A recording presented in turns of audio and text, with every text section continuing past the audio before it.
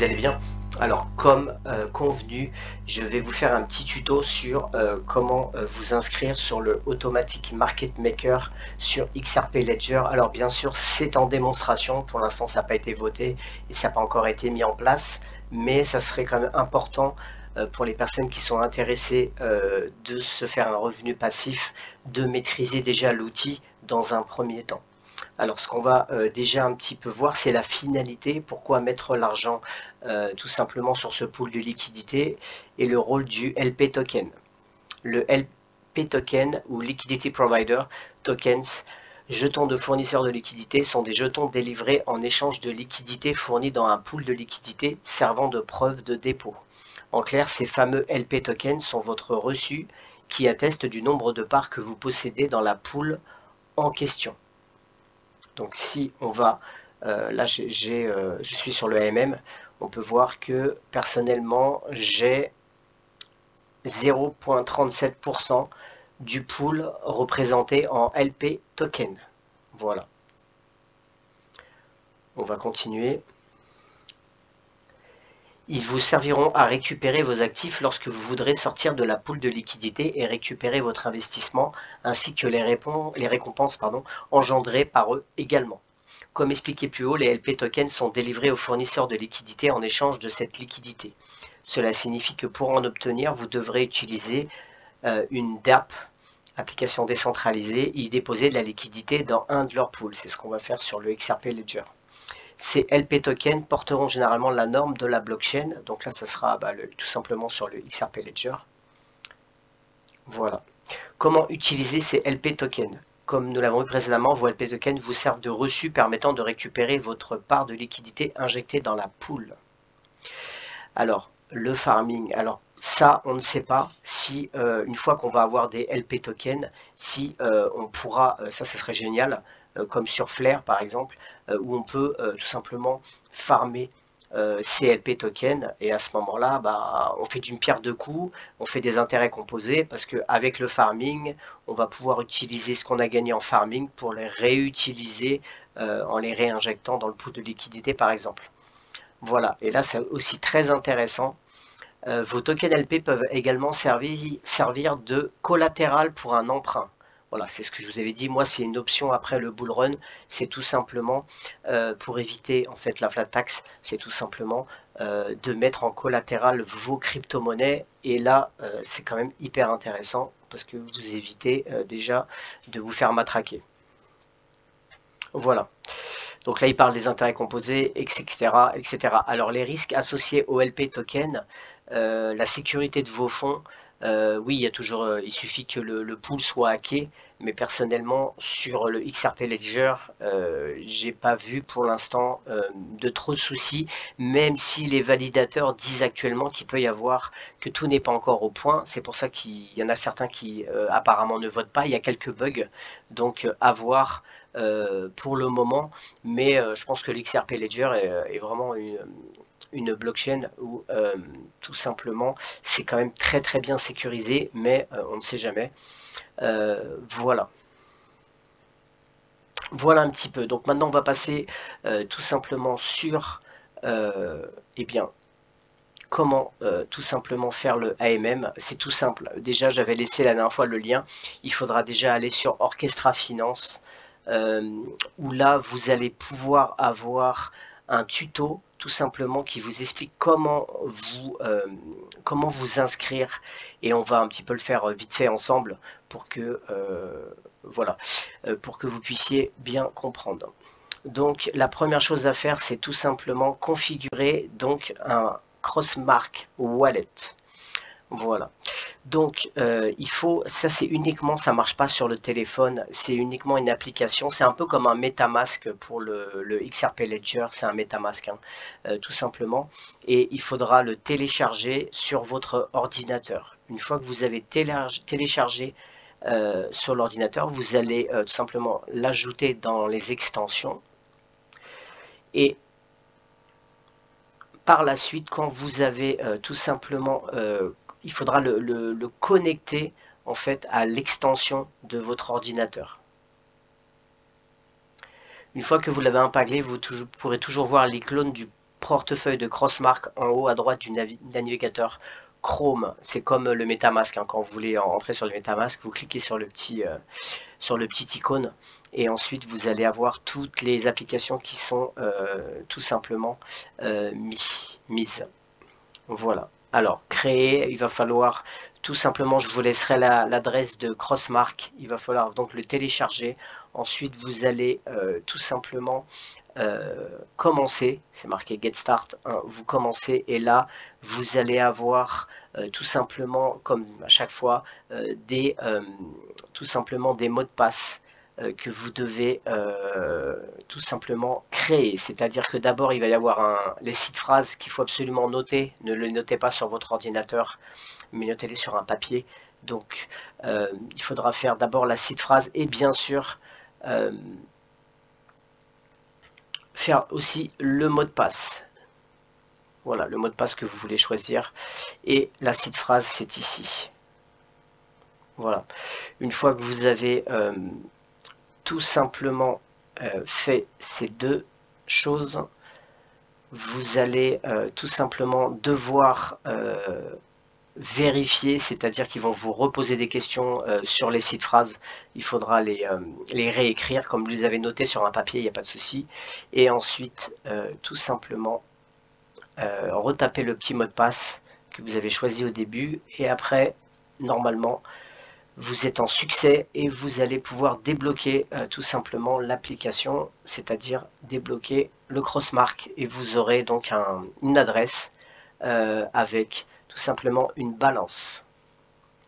Alors il faudra voir que en haut vous aviez plusieurs, vous allez avoir plusieurs réseaux.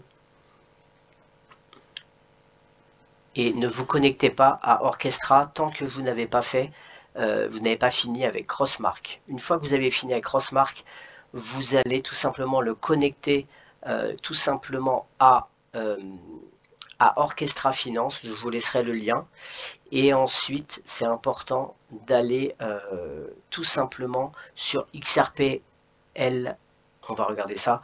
Pour utiliser le portefeuille Crossmark sur Orchestra Finance, vous devez définir le réseau wallet sur Ripple Dev.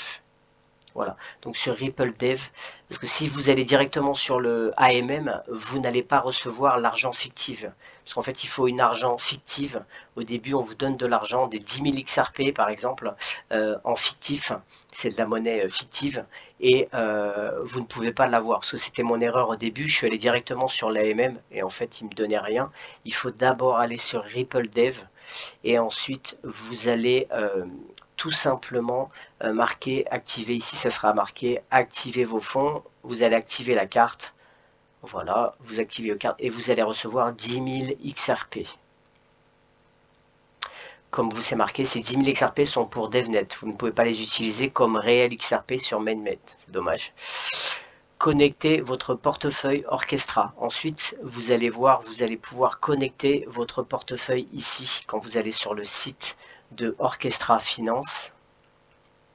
Et là, il faudra taper Crossmark parce que pour l'instant, Zoom Wallet, Ledger, etc. ne sont pas encore synchronisés. Voilà. Donc, ensuite, vous allez signer tout simplement une requête.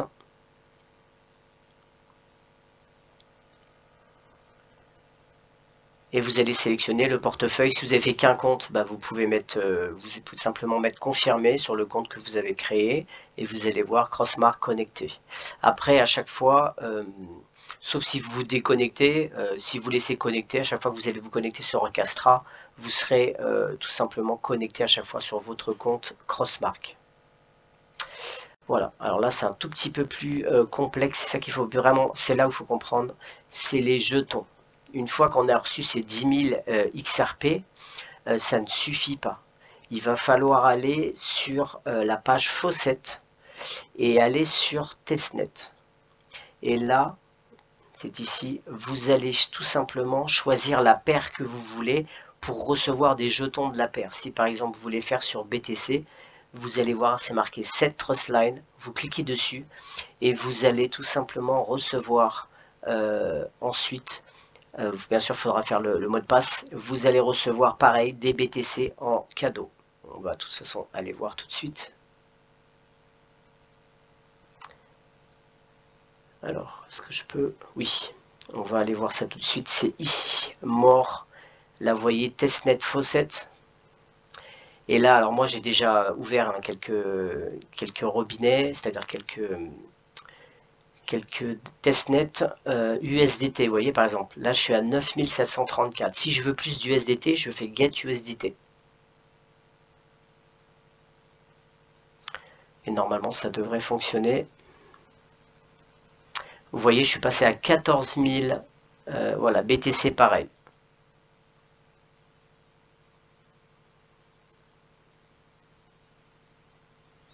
Je suis à 9 BTC, je suis très riche.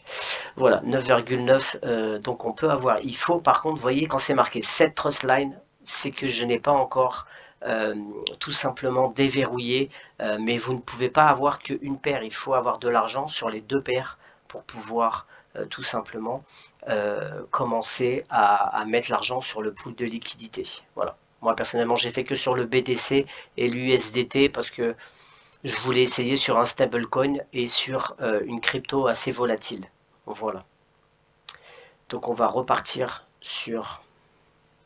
Voilà. Donc une fois que vous avez fait ça, eh bien c'est tout simple. Ensuite vous pouvez tout simplement mettre l'argent tout simplement sur... on va aller revoir ça tout de suite.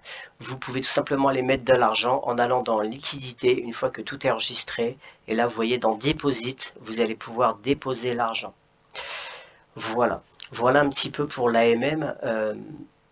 Ce que je peux vous dire d'autre, c'est que moi je suis rentré il y a 2 jours et sur ce pool de liquidité là, j'avais en valeur 537 tout simplement dollars de valeur et là je suis à 541. Par contre, est-ce que c'est dû au fees? Je ne pense pas. Tout simplement parce que c'est juste parce que je pense que ça a tout simplement le XRP et le XRP est monté et donc ça m'a fait monter. Maintenant, j'ai pas encore essayé pour voir si je touche des LP tokens, donc je ferai ça dans une prochaine vidéo pour voir. En fait, il suffit d'aller dans Withdraw ici et vous voyez, on va dans Withdraw. Hop, et là je peux choisir mon pourcentage que je veux retirer. Si je veux tout retirer, on va faire 100%. Voilà, on va regarder Summary. Et là, on peut voir... je vais essayer de traduire en français pour voir. Si normalement, ça veut dire... redeem, ça veut dire échanger. Voilà, c'est ça. Donc, logiquement, je devrais avoir 494 si je retire 269 USDT. Alors, faut savoir que j'avais mis... que je vous dise pas de bêtises...